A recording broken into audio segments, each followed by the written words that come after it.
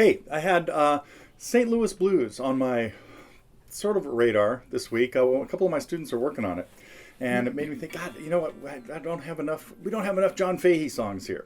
But Fahey's been big on my mind little bit lately. But it also brought me up to something. Well, hey, it is Friday, October 9th. I got a few quick things to tell you, but then I want to talk about a lesson that I had this week that a student was asking about different modes and what they sound like and how to tell them apart. So hopefully I will remember to get to that.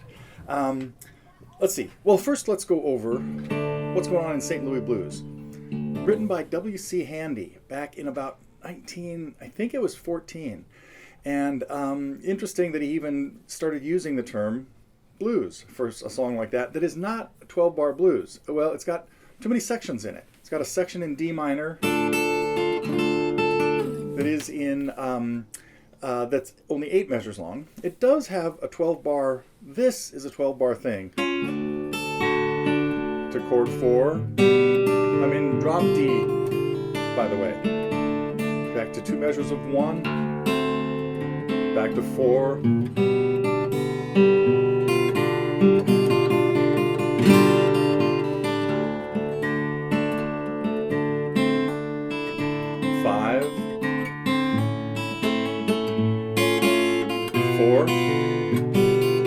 We'll turn around.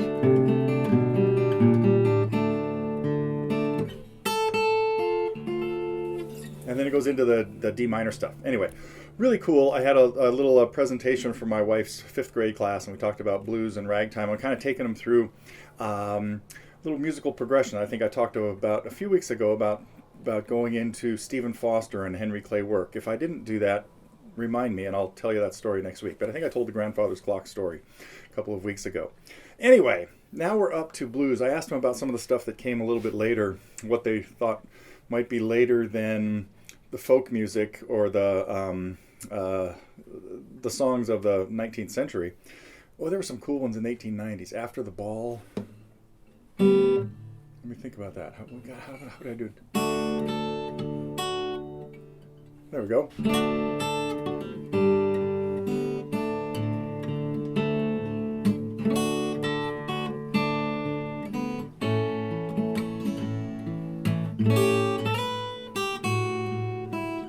Whoa, we need a weird chord.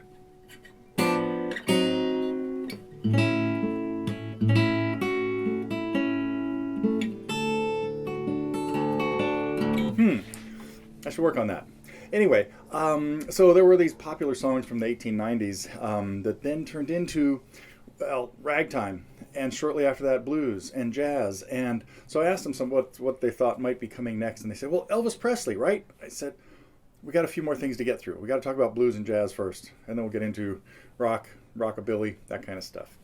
Anyway, what I wanted to talk about today was just, don't let me forget to do my little thing on modes since I'm in drop D. How about some other cool drop D tunes? Well, that's part of the discussion. Never mind. What we had this week, some new lessons from Max. No. Wind Cries Mary. And, oh, I got to get out of drop D, I guess. Got to give you a little. Because I'm kind of continuing my Beatles fingerpicking kick. And this week we had Can't Buy Me Love. And I'd really like to know how people are doing with this. It hasn't been up, it's only been up for a couple days.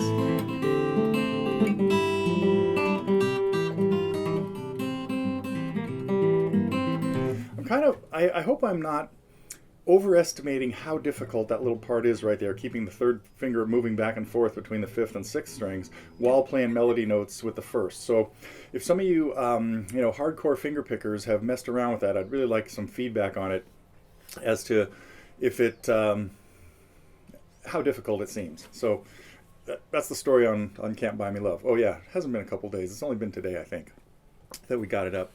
What else did we have?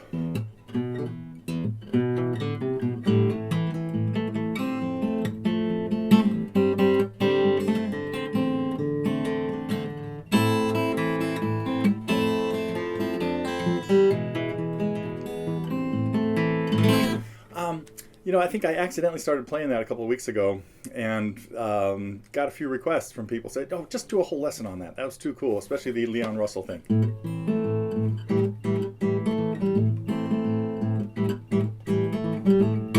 Nice little piano thing. I've been messing with a few other piano-based songs lately.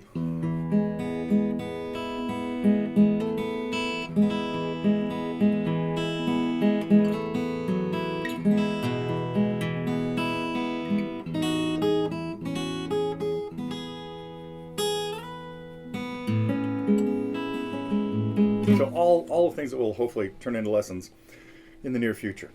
Let's see. That was it for what we had last week. I'm going to just go blast into a little bit of what's happening next week. And I want to talk about a little bit about the forum because something was really cool there. And it sort of relates to St. Louis Blues, if you can believe it.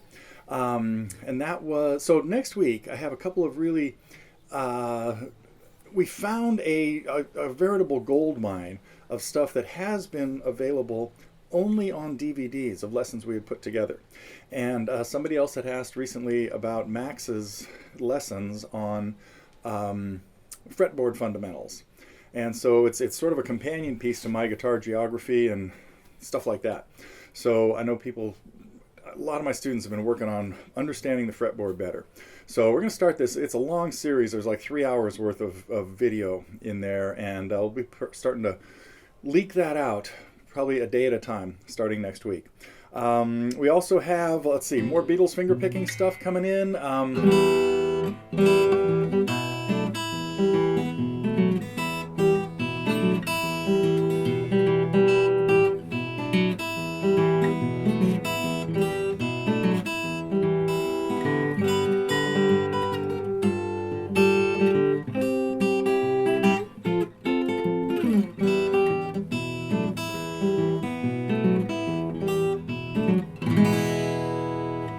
So right now it's on the schedule. We hope it all goes well. And Vanessa is bringing us a piece that is a little different from anything else we've seen from her. A classical guitar piece. Uh-oh. An Andante by Ferdinando Carulli. Francisco Torres, all these other ones, different guys. But Carulli wrote a lot of really cool pieces that are really exercises for guitar players. So I think I've got a couple of those in my classical guitar packs. But anyway, so I was pretty surprised to hear that Vanessa wanted to do this. So thanks, Vanessa, I'll thank you next week after we've seen it. So never mind. I don't want to pre-thank you. And what else do we have?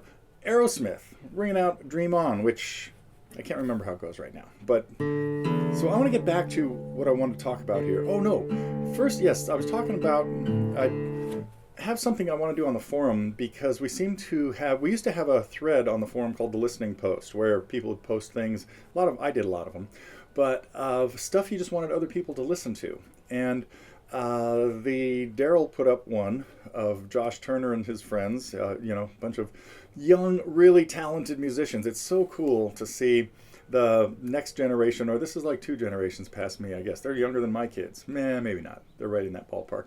But playing classic tunes, we might have seen them do even Sweet Judy Blue Eyes.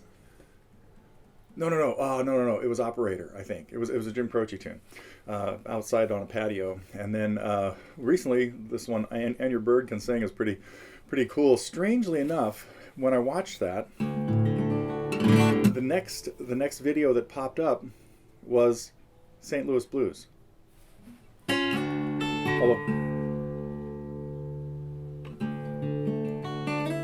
So I'm gonna make sure we have another forum to post stuff that you want people to hear. So that probably should be up by the time you're seeing this, unless, well, it's on my plan for today. What I was doing with one of my students the other day was talking about modes. So here's today's mini lesson on modes. Because I was in drop D tuning, I started using a D scale. Here's my note, my tonic.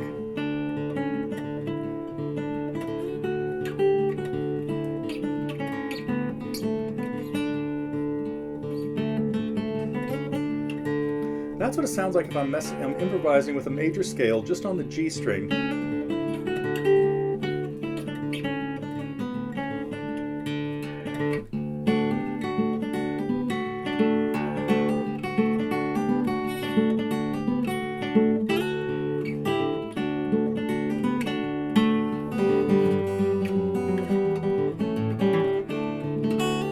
I have a student working on this too, so this kind of gets stuck in my head.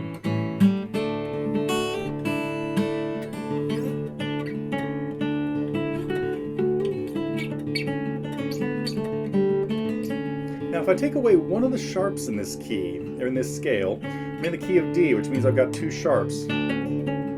C sharp. Well, if I get rid of that C sharp and change it to a C, I'm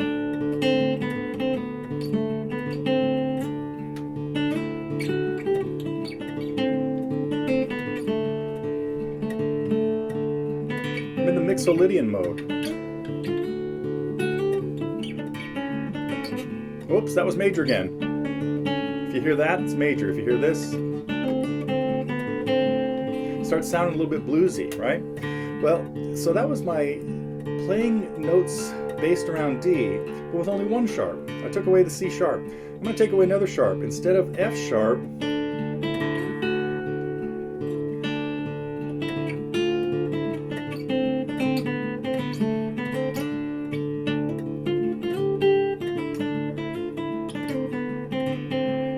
this is Dorian now, which means I have no sharps left in what I'm playing. So I'm playing D to D, no sharps and flats. I can take away one more. Here's my F natural, C natural. If I bring in a B flat, it's now minor.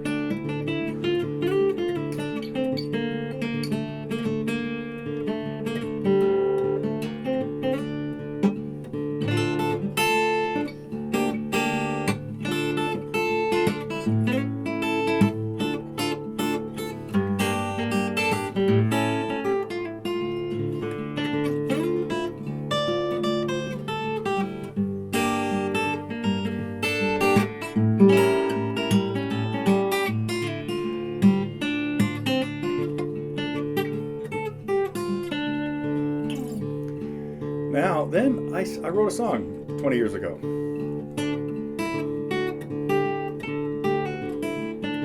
Everything you've heard up until there was major.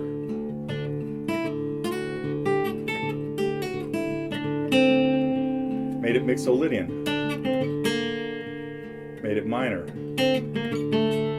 But I threw in a weird chord too. So here's the whole thing.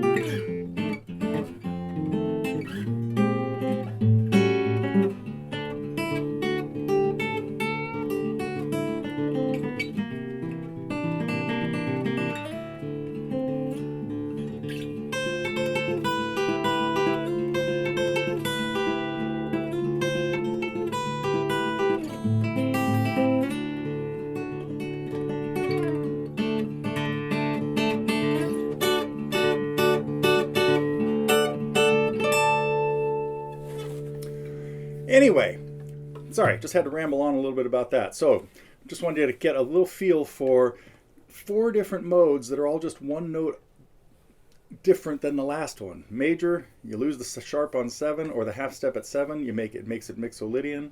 Take away, lower the 3rd and you get Dorian, and lower the 6th and you get minor.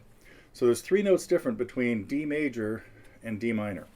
Okay, didn't mean to hijack the news here and ramble off on that, but it was just an interesting lesson I had with one of my students. A couple different lessons. Got somebody working on St. Louis blues, and somebody else working on modes, and other people working on drop D tuning and stuff like that. So, okay, I'm out of here. Things have finally cooled off here in Northern California. Very strange around the rest of the world, or at least around the rest of the country, but it's feeling like fall is here. Kind of liking it. Back next week.